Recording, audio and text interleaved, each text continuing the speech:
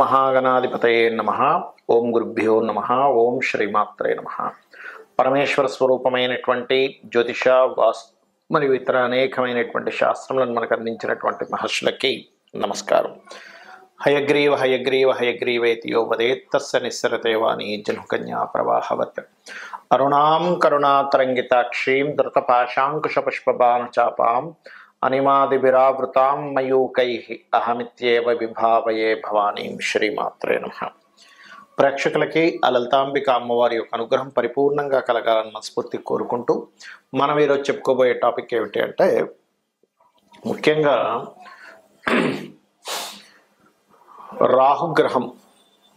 రాహువు సర్ప గ్రహంగా చెప్తూ ఉంటారు, రాహుకేతువులు ఇద్దరిని కూడా. అందులో ముఖ్యంగా ఈరోజు మనం చెప్పుకునే దాంట్లో రాహువు ప్రతి లగ్నానికి, అదేవిధంగా లగ్నం తెలియని వారి రాశి వారికి ఎక్కడెక్కడ ఉంటాయి, ఎటువంటి ఫలితాలు ఉంటాయి, అందులోని మంచి ఫలితాలు ఎలాంటివి ఉంటాయి, ఇబ్బందికరమైన ఫలితాలు వచ్చినప్పుడు ఎటువంటి పరిహార మార్గం చేసుకోవాలి అనేటువంటి విషయాన్ని ఇప్పుడు మనం తెలుసుకుందాం.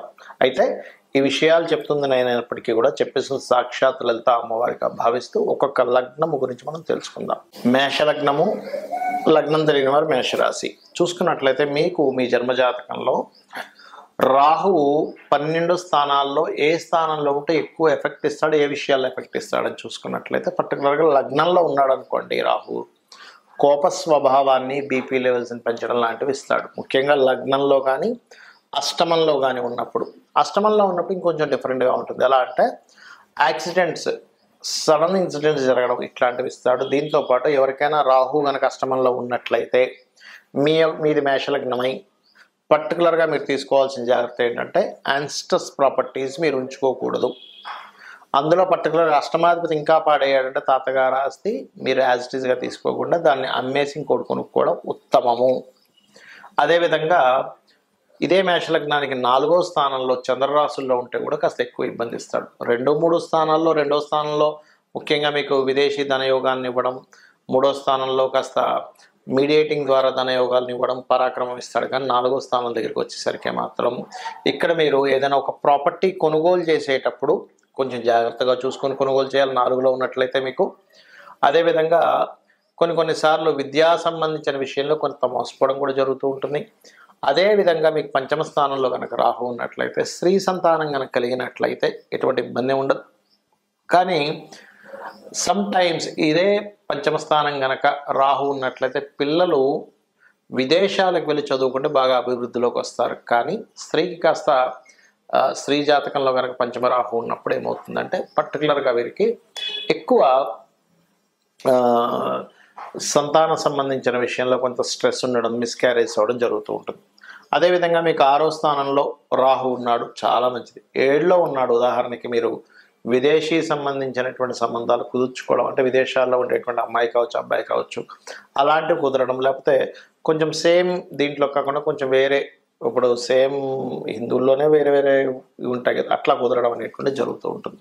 కాకపోతే ఎవరికైనా సరే గుర్తుపెట్టుకోండి, భాగ్యంలో రాహు ఉంటే మాత్రం దీన్ని కాస్త పితృదోషం కింద చూస్తారు. కాబట్టి భాగ్యరాహు ఉండేటువంటి వారు పితృదేవత ఆరాధన ఎక్కువగా చేసుకోవాలి. మేషలగ్నం వారికి దశమరాహు కాస్త ఉద్యోగంలో కాస్త ఎక్కువ స్ట్రెస్ ఉంటుంది. కానీ మీరు ఎప్పుడైతే దుర్గా ఆరాధన చేస్తారో చక్కగా రాణిస్తారు. లాభంలో రాహు కనుక ఉన్నట్లయితే ఆన్లైన్లో చేసే బిజినెస్ వల్ల కలిసి రావడం జరుగుతుంది.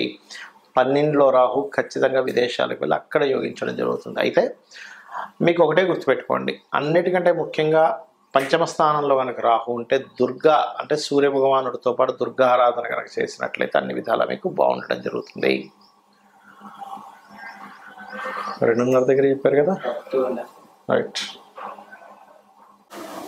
ఇక్కడ రాహువు కేతువు ఛాయాగ్రహాలుగా చెప్పబడింది శాస్త్రంలో. అయితే ఈ ఛాయాగ్రహాలు ముఖ్యంగా జన్మజాతకంలో ఎక్కడైనా స్థితి పొందాయి అంటే మనం ఫస్ట్ ఆఫ్ ఆల్ మనం అర్థం చేసుకోవాల్సింది ఏంటంటే, మీ లగ్నం నుంచి శుభత్వంగా ఉండేటువంటి ప్లేస్లో మిత్రక్షేత్రంలో ఉందా, శత్రుక్షేత్రంలో ఉందా అనేది ఫస్ట్ చూసుకోండి. అంతేగాని రాహు ఎక్కడుంటే అక్కడ ఖచ్చితంగా పాప ఫలితాలు ఇవ్వాలని రూల్ లేదు, కేతు ఎక్కడుంటే అక్కడ పాప ఫలితాలు ఇవ్వాలని రూల్ లేదు. ఇందులో మరొక విషయం ఏంటంటే, చాలామందికి కాలసర్ప దోషం అన్నది ఎక్కువగా చూసుకుంటూ ఉంటారు. ఒకటే గుర్తుపెట్టుకోండి, కాలసర్ప దోషం అనేటువంటిది కాలానికి సంబంధించింది. అంటే ఈ దేశంలో ఈ ప్రాంతంలో ఇలాంటివి జరుగుతాయని చెప్పడానికి మాత్రం దేశకాల సంబంధించిన వాటిని ఆ దేశానికి ఏ లగ్నం అవుతుంది ఏ రాశి అవుతుందో చూసుకొని ఈ దేశంలో సునామీలు వస్తాయనో లేకపోతే భూకంపాలు వస్తాయనో కరువు కాటకాలు ఉంటాయనో గొడవలు జరుగుతాయనో ఇట్లాంటివి చెప్పడానికి చెప్పారు. కానీ జన్మజాతకానికి కాలసర్పదోషం అప్లై చేయమని ఎక్కడ చెప్పలేదు. సర్పదోషాన్ని మాత్రం అప్లై చేయమని చెప్పారు. అది పర్టికులర్గా మీకు మేష, వృశ్చిక, అదేవిధంగా కర్కాటక, సింహ ఈ రాసుల్లో ఉన్నప్పుడు ఎక్కువగా సర్పదోషం ఎక్కువగా పనిచేస్తూ ఉంటుంది. అది ముఖ్యంగా గుర్తుపెట్టుకోండి. ఎవరికైనా సర్పదోషం ఉంది, ఇప్పుడు మనం ఇప్పటివరకు కొన్ని లగ్నాల గురించి చెప్పుకుంటూ వచ్చాం. ఈ లగ్నం వాళ్ళకైతే ఇది ఈ ప్లేస్లో ఉంటే ఇది అని. కానీ లగ్నము, నక్షత్రము, రాశి ఏమీ తెలియదు. అప్పుడు ఏం చేయాలి అంటే సింపుల్గా మీకు సర్పదోషం ఉంది లేదు అనేటువంటిది సిమ్టమ్స్ ఏమిటి అంటే, ఒకటి విపరీతమైన కోపం వస్తూ ఉంటుంది. చిన్న చిన్న విషయాలకు కోపం రావడం జరుగుతూ ఉంటుంది. సంథింగ్ నెగటివ్ ఎనర్జీ తొందరగా మీకు అట్రాక్ట్ అవుతూ ఉంటుంది సర్పదోషం ఉన్నప్పుడు. అదేవిధంగా స్త్రీలకైతే మిస్క్యారేజ్ అవ్వడము, విదేశాలకి వెళ్ళాలి అనేటువంటి ఒక సంకల్పం తీసుకొని అక్కడికి వెళ్ళిన తర్వాత అక్కడ ఇబ్బంది పడడము, లేనట్లయితే ఇక్కడి నుంచి వెళ్ళేటువంటి ప్రయత్నం చాలా మట్టుకు మీరు ఎన్నిసార్లు ప్రయత్నం చేస్తున్నా ఫెయిల్ అవుతూ ఉండడము.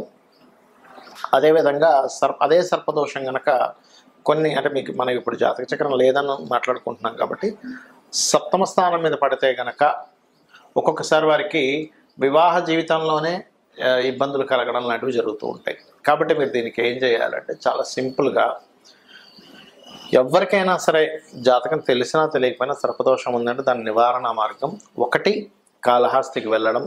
ఆ ఈశ్వరానుగ్రహం రాహుకేతువులు పూజతో పాటు ముఖ్యంగా అక్కడ ఈశ్వరానుగ్రహం కలగడం వల్ల కాళహస్తికి వెళ్ళిన వాళ్ళకి శుభం కలుగుతుంది, గుర్తుపెట్టుకోండి. రెండవది నవగ్రహాలలో ఛాయాగ్రహాలైనటువంటి రాహుకేతు గ్రహాల దగ్గర దీపారాధన చేయడము.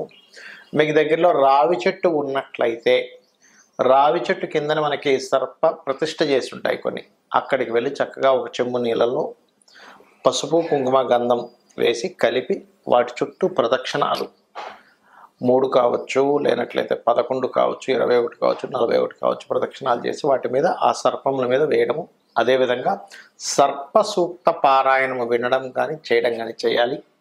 మరియు దీంతో పాటు ముఖ్యంగా మీరు చేయవలసినటువంటిది రాహువుకి అధిష్టాన దేవత అయినటువంటి దుర్గాదేవి యొక్క ఆరాధన, కేతువుకి అధిష్టాన దేవత అయినటువంటి గణపతి యొక్క ఆరాధన చేయాలి. అయితే ఇక్కడ ఎవరికైనా పర్టికులర్గా ఈ రాహుకేతువుల యొక్క ప్రభావం మరింత ఎక్కువగా ఉందండి, ఏం చేయాలి అని అనుకుంటే కనుక సింపుల్గా ఏం లేదు, మీరు కనీసం 6 నెలలకు ఒక్కసారైనా సరే కాళహస్తికి వెళ్ళి వస్తూ ఉండండి. ఈశ్వరానుగ్రహం ద్వారా కూడా దాని ప్రభావం పూర్తిగా తగ్గుతుంది. మరొకటి ఏంటంటే ఈ రాహుకేతువులు గోచారంలో సంచరించేటప్పుడు కూడా మీ లగ్నం నుంచి ఎన్నో స్థానంలో సంచరిస్తున్నాడో చూసుకోవాలి. అందులో ప్రధానంగా ధనస్థానంలోకి వచ్చినప్పుడు కొంచెం ఫైనాన్స్ విషయంలో జాగ్రత్తగా ఉండడము, 3వ స్థానంలోకి వచ్చినప్పుడు అగ్రిమెంట్స్ విషయంలో జాగ్రత్తగా ఉండడము, 4వ స్థానంలోకి వచ్చినప్పుడు పర్టికులర్గా మీరు ఏదైతే ప్రాపర్టీస్ కొనుగోలు చేసేటువంటి విషయాల్లో ఇట్లాగా ఒక్కొక్క స్థానాన్ని బట్టి ఆ పర్టికులర్ ఇయర్లో, ఎందుకంటే 1.5 ఇయర్ ఉంటాడు కాబట్టి ఆ పర్టికులర్ ఇయర్లో గోచారంలో వచ్చేటువంటి రాహుకేతువుల యొక్క ప్రభావాన్ని చూసుకోవాలి. అంటే కేతువు కనుక అలా వచ్చినప్పుడు ఒకవేళ రాహు కనుక వచ్చాడు 4th హౌస్లో, 2nd హౌస్లో, అలాంటప్పుడు అక్కడ అది కొంచెం ఆ యొక్క విషయాల్లో ఆశను పెంచడము ఇట్లాంటివి ఇస్తూ ఉంటుంది. బట్ ఏదేమైనప్పటికీ కూడా మీ పర్సనల్ చార్ట్లో ఉండేటువంటి కాంబినేషన్స్ని, గోచారంలో ఉండేటువంటి గ్రహాలని మిళితం చేసుకొని చూసుకోవాలి. ఇక ఈ యొక్క రెమెడీ చేసుకుంటూ గోశాలకు వెళ్ళి ఏదైనా చేయాలి అనుకుంటే గోవులకి బెల్లంతో కూడినటువంటి 4 ఉండల్లా తయారు చేసి గోవు తినిపించండి, మరియు గ్రాసము తినిపించండి. రాహుకేతువుల దోషం అనేటువంటి పూర్తిగా తగ్గుతుంది.